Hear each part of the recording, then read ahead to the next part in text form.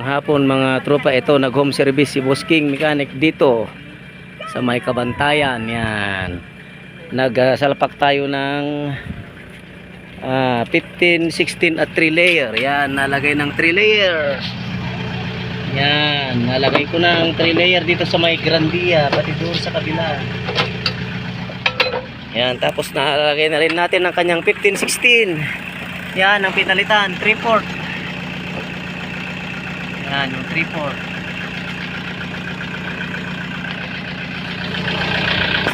Yun, nalagay na ang ating 15-16. Diretso ang rad yan. Straight ang rad yan. Yan.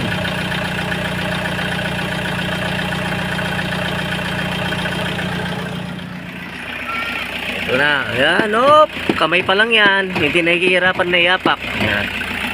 Yan, mga tropa. Yun.